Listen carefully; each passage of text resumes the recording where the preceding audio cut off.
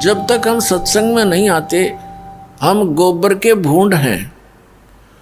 आपने देखा होगा काले काले भूंड होते हैं, मोटे मोटे, इसे मोटे मोटे। खेतों में पशु गोबर कर देते थे और वो क्या करते हैं, दोनों पति पत्नी, वो भूंड और भूंडनी, वो क्या करते हैं, गोबर लेते हैं, उसके ऊपर रेत लपेटते हैं, कहीं कोई देख ना ले इसना और छीन ले जाता रहता है।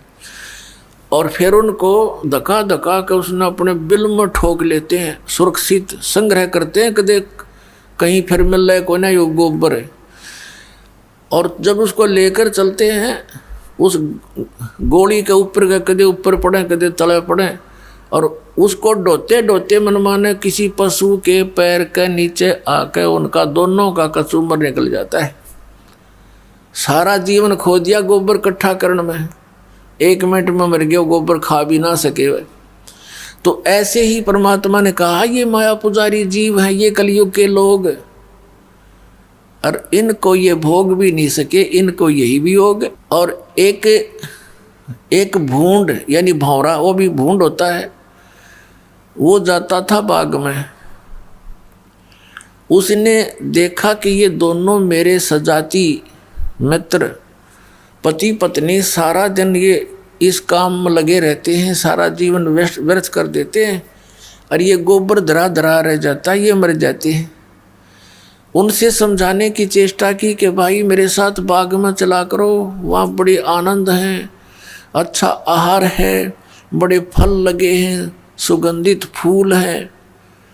अब वो क्या कहते दोनों कि भाई तू हमारा टाइम वेस्ट मत करा करे, हमने काम बहुत से, तू है ठाली आदमी, बेला आदमी, तेने काम कोई है नहीं, बाग में धक्के खान जाओ, ना सो जा हमारा, जब बाग में जाएंगे तो ये गोबर कौन ढोएगा, कौन इकट्ठा करेगा। अब वो चला गया कि ये तो भाई नाराज हो गए। कुछ दिन के बाद फिर ही मच्छी करके उनसे फिर चर्चा की।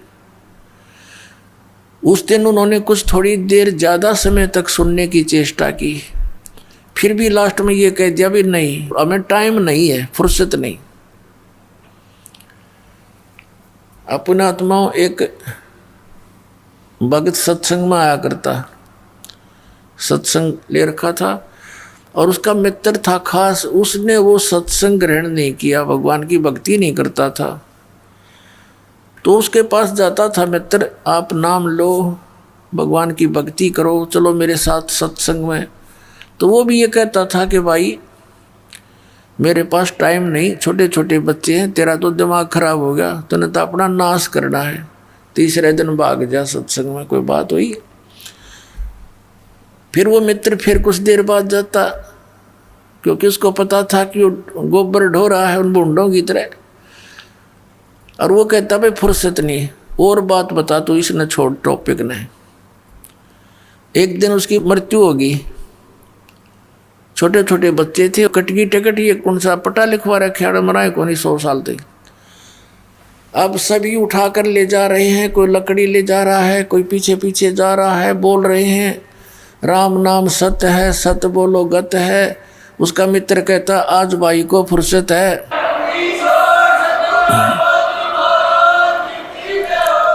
वो कहते हैं राम नाम सत्य है, सत्य बोले गत है, और वो कहता है आज इसको फुर्सत है। अब दूसरे कहते हैं अरे ठीक बोल लिया आज तो तू, इनका चोट लग रही है। उसने कहा तो इससे ठीक मैं बोल भी नहीं सकता, इससे ठीक और क्या बोलूँ, आज इसने पूरी फुर्सत होगी, जब तक इसने 1-2 दिन का टाइम नहीं था मेरे साथ चलन का, अरे भी गया कति काम तय। तो पुण्यात्माओं, इन बातों को गहराई से सोचना पड़ेगा आपने। ये कोई डूम बाट के गीत नहीं है, महापुरुषों के दिए हुए एग्जाम्पल है, महापुरुषों के बताए हुआ ज्ञान है। हम बालक हैं और उन महापुरुषों की बातों पर हमने कदम से कदम मिला कर आगे चलना पड़ेगा, जब हम सफल हो सकते हैं। हम तो जीव संज्ञा में हैं, हमें क्या पता, हम अपनी सोच से सब लगे हुए। उधर से एक दिन फिर वो भूंड उनके पास आ गया। अब वो दोनों छोड़ के उस वो गोली ने, वो गोबर की ने बैठ गए। वो कहने लगे भाई एक बात बता, आप यहाँ आते हो ना, चर्चा करते हो बाघ की, तो हमें आनंद बहुत आता है और आपके अंदर से महक आने लगी हमें। अब एक दिन उस बूंद ने हिम्मत सी करी कि भाई मेरे तो टाइम तो है थोड़ा, पर एक दिन चलूंगा तेरे साथ। तो उस बौरे ने कहा भी तेरा आके मैं गोबर इकट्ठा करवा दूंगा, तेरी मदद करा दूंगा, जो कम रह गया था, तो चल पड़े मेरे साथ। इस बात से वो प्रसन्न हो गया बूंद, अगले भाई काम तो यूँ करवाई देगा मेरा आके, चल मैं चलता हूँ। चल पड़ा। अब जाके देखा वहाँ पर महक फूलों की। अब कभी तो उस फूल पर बैठा, कभी उस फूल पर बैठे, अरे एक फूल पर ऐसा बैठा उठे को नहीं, और रात्रि में फिर शाम के समय वो फूल बंद हो गया, अंदर रुक गया वो। अब भौरे ने पता था उसको कि सुबह पाओगा यहीं पर बैठा, सुबह फूल खुलेगा। तो वो सुबह गया भौरा, तो उस क्या देखा उसने कि वो फूल के ऊपर बैठा, वो फूल तोड़ लिया किसी ने, फूल बेचने वाले ने, वो ले लिया किसी पूजा पाठ करनी ने, वो उसने मंदिर में चढ़ा दिया। मंदिर तो फिर पानी में विसर्जन कर देते हैं, जल में पूजा किए हुए फूलों को, वो फिर दरिया में गिर दिया, गंगा में। कानो कानो फूल बहता हुआ जा रहा है, धूप लगने से वो खिल गया। फूल खिला तो भौरे को पता था कि वो कहाँ कहाँ जा सकते हैं। वो उन फूलों को देखता देखता वहाँ पहुँच गया दरिया के ऊपर। वो बूंद बैठा उसका ऊपर। न बोला रहा उठ ले तो, न बोला बस बोला मत जी सा आ रहा है। तो उसने कहा निकला ही तो डूबेगा पानी में। जब वो उठा तो उसने कहा भाई मैंने तो सारा जीवन खो दिया, वो गोबर इकट्ठा कर करके, और सारी सुविधाएं हैं। तो परमात्मा कहते हैं कि इस प्रकार जो परमात्मा से दूर प्राणी है, इस माया के जोड़न में लग रहे हैं संतों को, वो गोबर के बूंद दिखाई देते हैं। ये सत्य मान लेना पुण्यात्मा। हमने इतनी माया चाहिए, कितनी? साईं इतना दीजियो जा मैं कुटुंब समावे, हम भी भूखे ना रहे अतिथि न भूखा जावे। परमात्मा कहते हैं तुम इतना मांगो मेरे से, ज्यादा नहीं। अपने आत्माओं अतिथि ना भूखा जावे, और जिसमें कुटुंब समावे। कुटुंब समान का अर्थ है रिक्वायरमेंट ऑफ फैमिली, परिवार की आवश्यकताएं पूरी हो। आया अतिथि भूखा ना जावे। इससे अधिक धन अगर हम मांगते हैं तो फिर हम भक्त नहीं।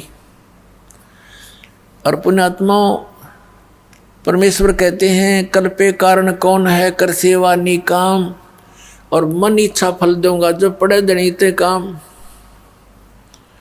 एक समय परमात्मा जब यहाँ आए हुए थे काशी शहर में, कबीर भगवान वो इन अज्ञानी ऋषि महर्षि गुरु पीरों काजी मुल्लाओं के साथ चर्चा करते थे, ज्ञान गोष्ठी, और उनके पास कोई जवाब नहीं होता था। वो सारे चिंगर जाया करते, फड़क जाते और कहते ये कबीर झूठा है, कपटी है। उन्होंने बहुत कोशिश की, बहुत तरह उनको यातनाएं दी, मारने की चेष्टा की। परमात्मा को मारने के लिए भेजे एक शेख तकी नाम के पीर ने, गुंडे भेज दिए तलवार लेकर। परमात्मा अपनी झोंपड़ी में सो रहे थे, साथ में शेख तकी भी था। शेख तकी ने कहा इसको टुकड़े टुकड़े कर दो। गुंडे ऐसे तलवार मारे परमात्मा के शरीर में, आर पार निकल जा, फिर मारे आर पार निकल जा। उन्हें कई जगह से टुकड़े टुकड़े करने की चेष्टा की, और तलवार निकलते शरीर उसाए हो जाए, नो का नो एज इट इज। तब उन्हें अपनी तरफ से न सोच लिया ना मार दिए तो परमात्मा खड़े हो गए। नो बोला भाई बैठ जाओ तो दूध पिलाता हूँ, दूध पी कर जाइयो। अब उन्हें सोचा हमने तो मार दिया था, यो आदमी खड़ा हो गया। बुखार चढ़ गया उन गुंडिया के, और डांक ठोक दी, भाज लिए। एक हफ्ते पाछे परमात्मा गए उनके पास, कि भाई मैं भूत नहीं, मैं परमात्मा हूँ, और वो मूर्ख की बातें मत आया करो, क्रम बिगाड़ दिया तुमने। तब उनका बुखार उतरा आशीर्वाद भगवान से। ऐसे बहुत सी जुल्म के इन्होंने